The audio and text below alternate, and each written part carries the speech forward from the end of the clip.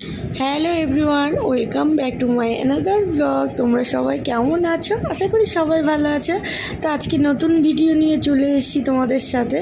এই দেখো সোনামা আর আমি চলে এসেছি মন্দিরে। তো আজকে আমাদের মন্দিরে উদ্বোধন হচ্ছে, হরিওম মন্দিরে। তো মন্দিরে যেহেতু আজকে ঠাকুরের প্রাণ প্রতিষ্ঠা হচ্ছে, তো নানান জায়গা থেকে প্রচুর লোক এসেছে। যেমন ধরো দিনাটা, কুচবিহার, দেওয়ানহাট, আলিপুরদুয়ার, শিলিগুড়ি, মালদা, কলকাতার আরও নানান জায়গা থেকে। তো যেহেতু দাদামণিরও আসার কথা ছিল, তো সেই জন্য দাদামণি আর আসতে পারেনি। শেষ মুহূর্তে দাদামণির শরীর খারাপ হয়ে গেছিলো, তো দাদামণি বাইরে থেকে আসে, তো দাদামণি আসতে পারেনি। তো সেই উপলক্ষে তার বদলে অন্য লোক এসেছে উদ্বোধন করার জন্য মন্দির। তো দেখো প্রচুর লোক এসেছে। তো কেমন লাগলো আমাদের এই মন্দিরে উদ্বোধন অনুষ্ঠান পুরোটা আমি দেখতে পারিনি। সেটা কেন দেখতে পারিনি সেটা পরে বলছি। এখানে দেখো ওমকার বিগ্রহ বসানো হয়ে গেছে। তো এতদিন কিন্তু এটা ছিল না, এই উদ্বোধন উপলক্ষে এটা বসানো হলো।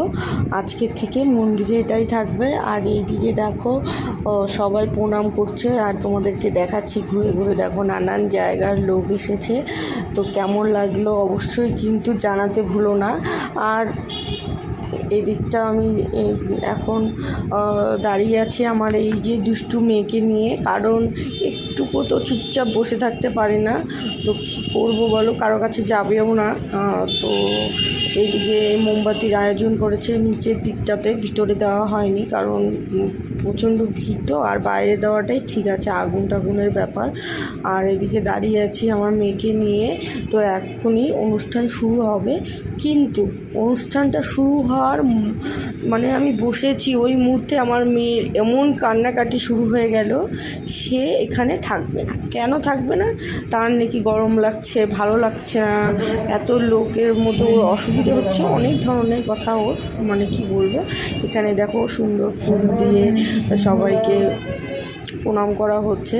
তো বাইরে চলে এসেছি এনার জন্য, এই যে বাইরে এসেছি, কান্নাকাটি বন্ধ, এখন বলছে বাড়িতে যাবো। তো চলো বাড়িতে গিয়ে তোমাদের সাথে দেখা হচ্ছে।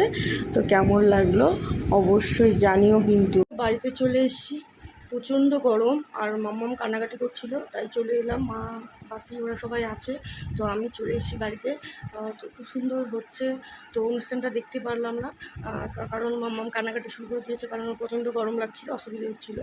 তো ওই জন্য আমি চলে এলাম, আমারও শরীরটা ভালো লাগছে না। তো তোমাদের কেমন লাগলো অবশ্যই জানিও। তো মন্দির উদ্বোধন হলো, কারণ এর আগেও তোমাদেরকে ওই মন্দির আমি দেখিয়েছি, কারণ তখনও কমপ্লিট হয়নি কাজ, তো এখন পুরোপুরি কাজ কমপ্লিট। তো কেমন লাগলো আমাদের